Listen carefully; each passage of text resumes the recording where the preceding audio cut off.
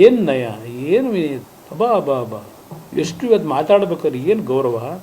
ಅಣ್ಣಾಜಿ, ಅಪ್ಪಾಜಿ, ಹೇ, ನಾನು ಕಾಣದೇ ಇರೋದು ಇವೆಲ್ಲ ಬ್ರದರ್.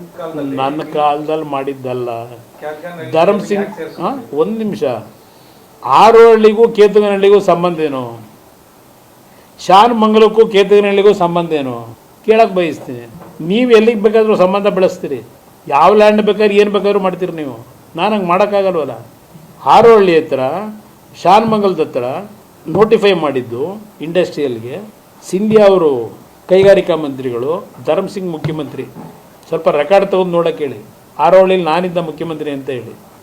ಆಮೇಲೆ ಕೆಲವು ರೈತರಿಗೆ ನಾನೇ ಆರೋಹಳ್ಳಿ ಭಾಗದಲ್ಲಿ ಭೂಮಿ ಕೊಡಬೇಡಿ, ಮಿನಿಮಮ್ 50 ಲಕ್ಷ ಕೊಡೋವರೆಗೂ ಕೊಡಬಾರ್ದು ಅಂತೇಳಿ ಭೂಮಿ ಕೊಡಬೇಕು ಅಂತ ಹೊರಟವ್ರಿಗೆ ರೇಟ್ನ ಜಾಸ್ತಿ ಮಾಡಿಸ್ಕೊಟ್ಟಾರೆ ನಾನು ರೈತರ ಪರವಾಗಿ. ಅವತ್ತೂ ನೀವೆಲ್ಲಿದ್ದಪ್ಪ ರೇಟ್ ಫಿಕ್ಸ್ ಮಾಡಬೇಕಾರಲ್ಲಿ?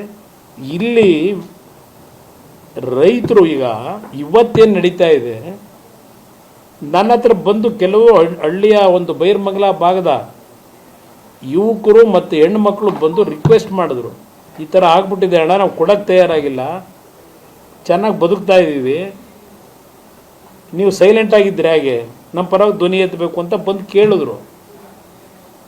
ಈಗ ಮೊನ್ನೆ ಜಂಗಮಕೋಟೆ ಅಲ್ಲಿಂದ ರೈತರು ಬಂದಿದ್ರು ನನ್ನ ಹತ್ರ, ಶಿಡ್ಲಘಟ್ಟದವರು. ಅವ್ರ ಜೊತೆ ಏನು ಮಾತಾಡಿ ಕಳಿಸಿದ್ದೀನಿ ಕೇಳಿ. ಶಿಡ್ಲಘಟ್ಟದಲ್ಲಿ ಚನ್ನರಾಯಪಟ್ಟಣದಲ್ಲಿ ಗಲಾಟೆ ಮಾಡ್ತಾಯಿರೋ ಸಾವಿರಾರು ದಿನಗಳು 2 ಸಲ ಅಲ್ಲೂ ಹೋಗಿದ್ದೀನಿ ರೈತರ ಪರವಾಗಿ. ನಾನು 9 ಇಂಡಸ್ಟ್ರಿಯಲ್ ಕ್ಲಸ್ಟರ್ 2018ರಲ್ಲಿ ಮಾಡಿದ್ದು, ಬೆಂಗಳೂರು ಸುತ್ತಮುತ್ತ ಮಾಡಲಿಲ್ಲಪ್ಪ. MP Patil, Kalaburagi, Bidar, Koppal, Chitradurga, Tumakuru, Chikkaballapur, Belagavi 9 industrial cluster ಎಲ್ಲವಪ್ಪ. ಈಗ ಕಸದ ಬುಟ್ಟಿಗೆ ಹಾಕಿದ್ದೀರಿ. ಯಾಕೆ MP ಪಾಟೀಲ್ ಇನ್ನೂ ಅಲ್ಲೇ ಸುತ್ತಾ ಇದ್ದೀರಿ? ಬೆಂಗಳೂರು ಸುತ್ತನೆಯ ನೀವು ಎಲ್ಲ ಇಂಡಸ್ಟ್ರಿಗಳು ಎಲ್ಲ ರಾಜ್ಯದಾದ್ಯಂತ ವಿಸ್ತರಣೆ ಮಾಡೋರು ನೀವು ಅಲ್ವಾ? ಯಾರನ್ನ ಇಟ್ಕೊಂಡಿದ್ದೀರಿ ವಸೂಲಿಗೆ? ನಿಮ್ಮಿಂದ ನಾನು ಹೇಳಿಸ್ಕೋಬೇಕಾಗಿಲ್ಲ ಅಧಿಕಾರ ನಡೆಸೋದು ಹೆಂಗೆ ಅಂತ ಹೇಳಿ. ಆ ರೈತರು ನನ್ನ ಹತ್ರ ಬಂದರು, ನಮ್ಮ ಪರ ಧ್ವನಿ ಎತ್ತಬೇಕು ಅಂತ ಹೇಳಿದ್ರು, ಧ್ವನಿ ಎತ್ತಿದ್ರು. ದಿನ ರಾಜಕೀಯ ಮಾಡೋದು ನನಗೆ ಬೇರೆ ಕೆಲಸ ಇಲ್ವಾ ಅಲ್ಲಿ?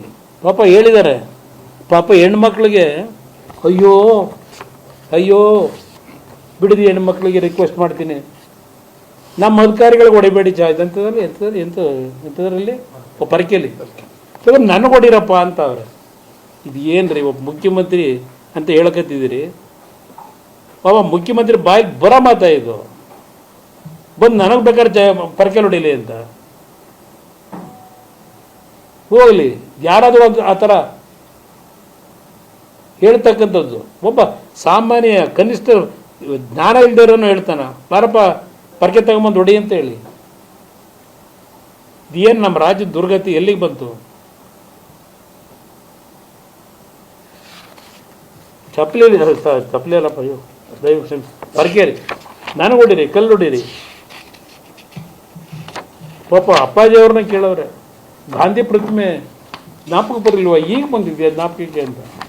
ಕರುನಾಡು ಟೈಮ್ಸ್ ಚಾನೆಲ್ನಲ್ಲಿ ಸುದ್ದಿ ಮತ್ತು ಜಾಹೀರಾತು ನೀಡಲು ಈ ನಂಬರ್ಗೆ ಕರೆ ಮಾಡಿ.